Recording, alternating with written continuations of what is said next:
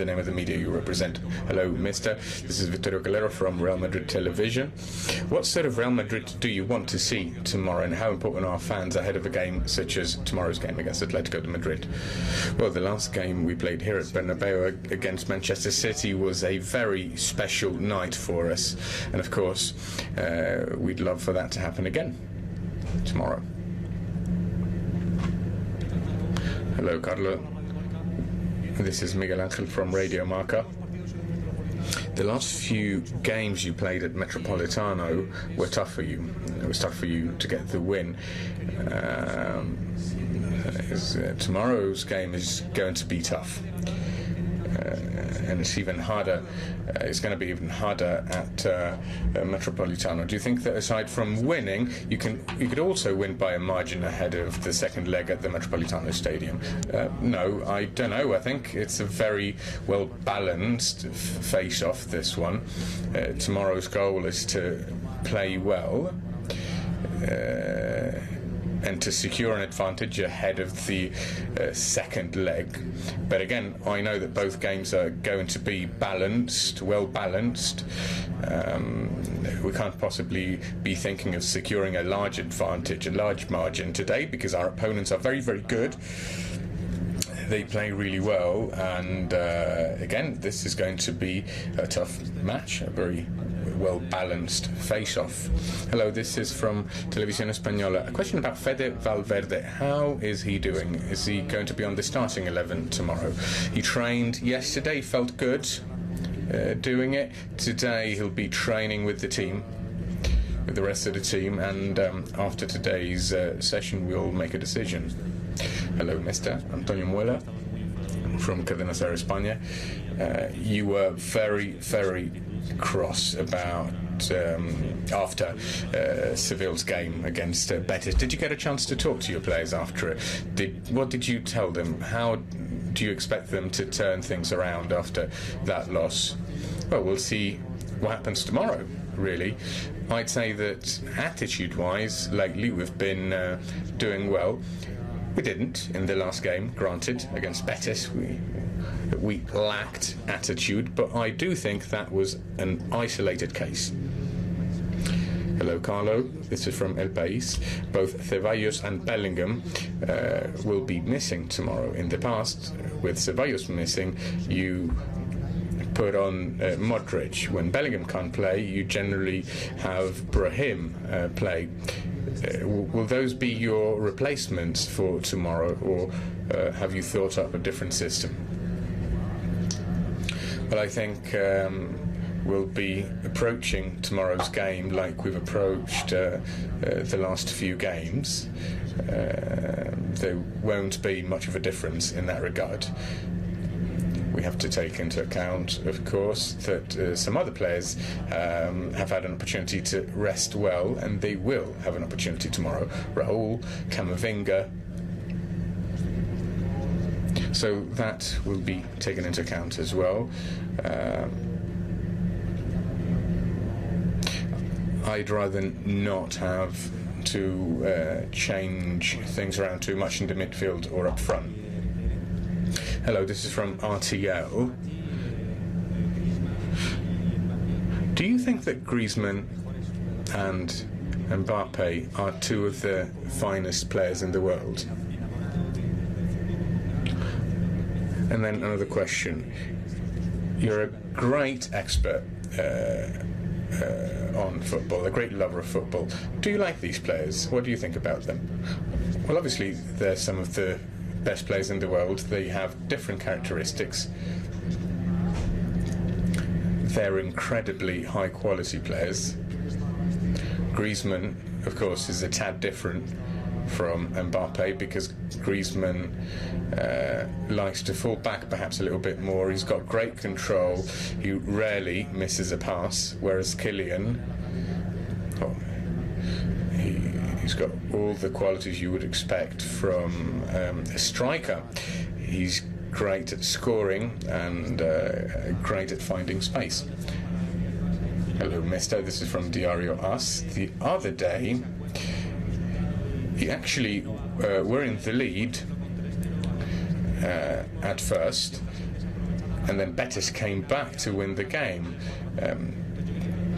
But this has happened before. Sometimes, you were leading a game, perhaps 3-0, but fans still had a feeling that the opponents could come back to win the game. What do you think about that?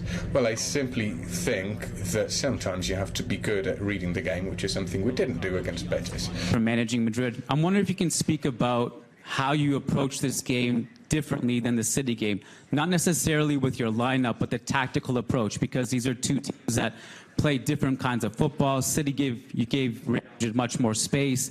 Atletico will play different. What are the conversations you have in the training ground tactically before a game like this?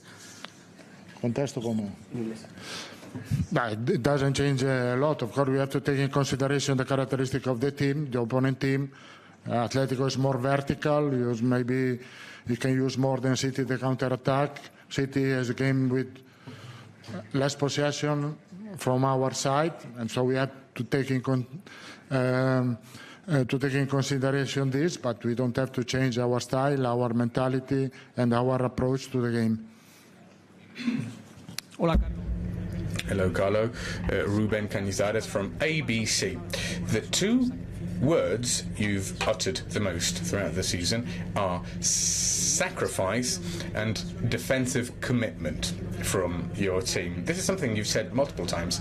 I'm thinking because you must have detected that that's what your team has been missing throughout the season. Now, looking back to when you were a footballer, why do you think it is that sometimes an elite athlete, an elite footballer seems incapable of making a sacrifice, of committing? Do you remember what it felt like when you were a player yourself? Is there a difference between now and 40 years ago? Is this lack of sacrifice and commitment something that that could have existed 40 years ago? Well, it's different to make a comparison between two different eras, but it is true that nowadays perhaps we have some players that focus more on the technical aspect of the game than they do on sacrifice and commitment. It makes sense if you're focusing on quality. You can't focus on commitment and sacrifice as much.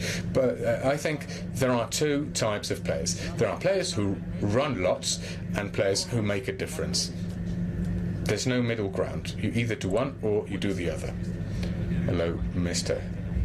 This is Gary Kopania from RTL Hungary. You've had an incredible number of injuries throughout the season, most of them actually quite serious. Real Madrid. Do you think that Real Madrid has a large enough squad to be competitive in the three competitions you're still in? Yes, it is true. We've had many serious injuries, such as Carvajal's or Militao's. That's true. And of course, when the player gets injured for 6 months, that does put a bit of strain on us, of course. But fortunately, this year we've had Asensio from the youth academy, and has been a great help. Sometimes injuries are an opportunity to test your team's personality and to give opportunities to new, younger players. Yes, it is true that this year's calendar, this year's, let's say, schedule is very, very demanding for our footballers and for the staffers as well. Hello, mister. You said that today Valverde is going to be training alongside the rest of the team, and you make a decision about tomorrow later on today. If you wouldn't be able to play as a right back, who will be playing in that position? Lucas Vazquez will be playing in that position. Hello, Carlo. This is Filippo Ricci from Gazzetta dello Sport. I don't know if you know that Simeone is the manager you've had to face most times in your career. 26 games you've played against him, and he's followed by Spalletti and then by Mancini. So what do you think about Simeone, and what is your earliest memory of him. My earliest memory of him is when he was still a player. He scored a very important game in a very important match, Juve Lazio. It was an important league game for us. And he scored an important game for Lazio to win that game, and eventually the league, actually. This was the year 2000. As a manager, I respect him hugely because he's a great manager, great coach, and aside from what everything he's done at Atleti, and he's been great so far because he's brought this team up to the top level in Europe. What I love the most about him is the sort of personality he displays on the pitch, the way he sets up the team on the pitch, his strategy, commitment, how committed his defensive players are. All of that I truly, truly love. Last question, please. Hello, Carlo, over here. This is from Mundo Deportes, Colombia. Throughout your incredible career as a manager, you've played many important derbies in Europe. For example, in 2003, you were on the bench for AC Milan, Inter Milan. Then later on, of course, you've played lots of derbies, coaching Real Madrid. What have you learned from these games? Anything perhaps that could come in handy tomorrow or next week? The derbies are special games. You're faced with a lot of pressure, a lot of emotion. All derbies are generally very competitive, and I think tomorrow's game is going to be a very well balanced game. Atleti has been putting on incredible performances throughout the season in all competition they are in. The last game, they played a very poor first half and a great second half.